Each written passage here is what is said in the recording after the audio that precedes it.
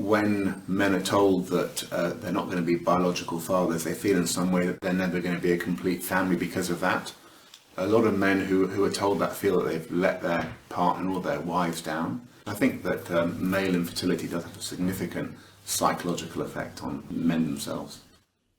I knew that it would be difficult for me to have children because I had a non-Hodgkin's lymphoma in my liver and kidney as a 4-year-old. I was 16, I think, so I've been going backwards and forwards for checkups for a long time, and then they said that I wouldn't be able to have children. I was quite upset by it, which I think surprised my mum and dad at the time, given my age. So, yeah, it did. It was a difficult thing to take. I see people who've seen general practitioners, gynecologists, urologists who've been told that the only chance of them being a father is to have donor sperm. So there's no chance really of them being a biological father. And that has a huge impact on them psychologically. Having known previously that Kevin had issues with his fertility, I guess it was something I really needed to give some thought to as to how our relationship could progress and whether that, that was something I wanted to take on. But I guess you fall in love with the person, and it was a choice of maybe we would never have children, but some people never have children, and I loved him, so we decided that we would be together, and what would be. But I guess in the back of my mind, with my job as a midwife, it was difficult to think that I look after so many pregnant women and their babies, and I help bring their babies into the world, and that I might never be able to do that for myself. As soon as we decided to get married, we started investigating ways to that we could possibly get pregnant. I think I had 4 or 5 sperm tests, all zero spermatoza, I think is the technical term, which I expected. Disappointing, I guess, but because I'd never had those tests done, but it wasn't a surprise. I think not being able to have that option to have children with me was definitely something she had to think long and hard about. I mean, I was always open to adoption or sperm donation. Indeed, before we met Oliver, we were going down the route of sperm donation because we didn't know the technique that Oliver was using was a thing, not until almost the last minute. We've now implemented a new procedure here at Bourn Hall for some years, which has been imported from the States, which is called microsurgical testicular sperm extraction. And the chances of finding sperm with Micro-TESE, as it's called, in a man where there's poor sperm production, increases the chances to around 50%. So there's a significant increased chance of finding sperm. And it's the most up-to-date operation. And obviously it does mean, sadly, that in half of the couples we won't find sperm. But then they know that they've had the most up-to-date procedure. And I think that also helps a lot of those couples move on to the next stage of their treatment if we don't find anything. It was a big surprise that technique existed, and it wasn't a tough decision to make to go forward with it if it was a possibility.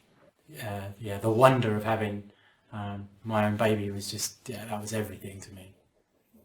They'd given Kevin quite heavy sedation, and I remember hearing him coming down the corridor singing to himself. He wasn't quite with us, and I was worried that Oliver would come and deliver the news and Kevin wouldn't remember what he'd said, but luckily he came a little bit later on, and I remember him saying that they'd found some sperm and that we were going to have a child of our own, hopefully, and we were shocked. I guess we were hopeful that they might find something, but we knew there was a very real possibility that they wouldn't.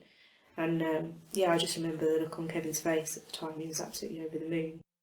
That was an incredible moment. There were tears, and Natalie and I just, okay, wow, this is, now we can start the process of having our own child.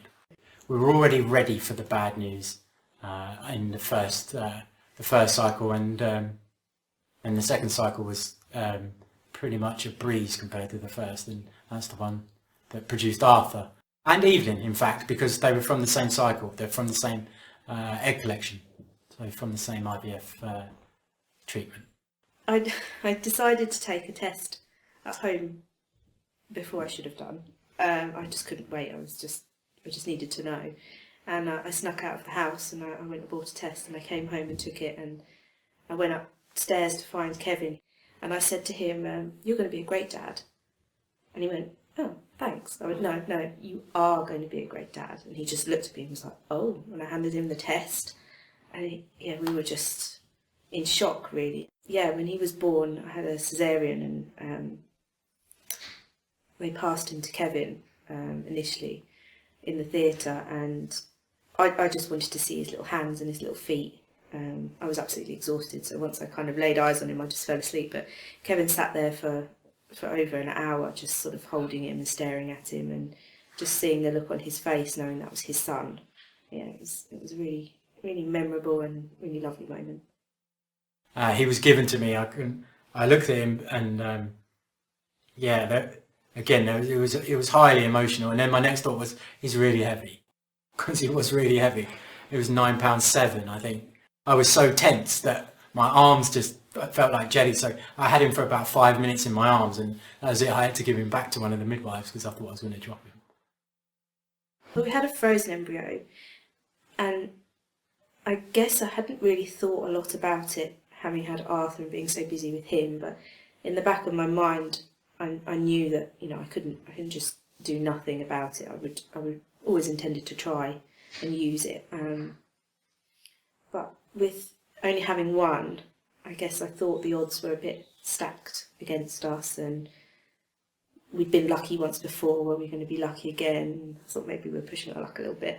We had Arthur, so we were very grateful for that. So we were very surprised when it was successful. Natalie was already pregnant with Evelyn when I was diagnosed with cancer for a second time.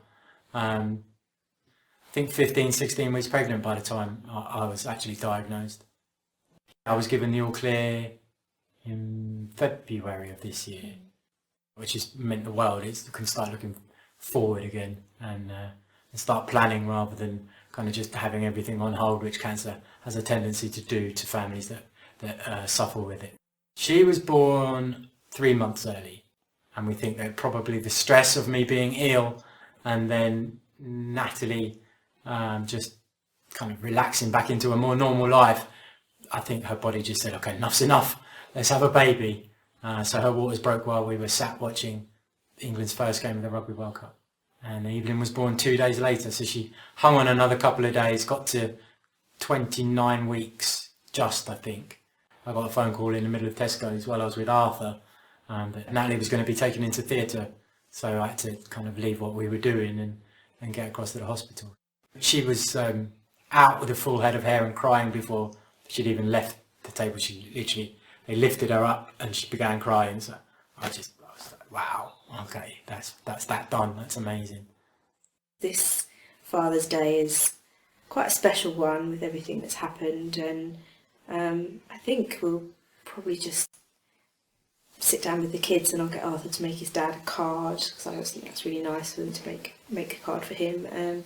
Maybe some footprints with Evelyn or something like that. Probably spend the day with the kids and just enjoy them like I do all the time. So it'd be every day's pretty special. Evelyn is a big smiler, so even at silly o'clock in the morning, you're going to see her. As soon as she sees you, she starts smiling. So you can't really be too bleary-eyed with her for very long.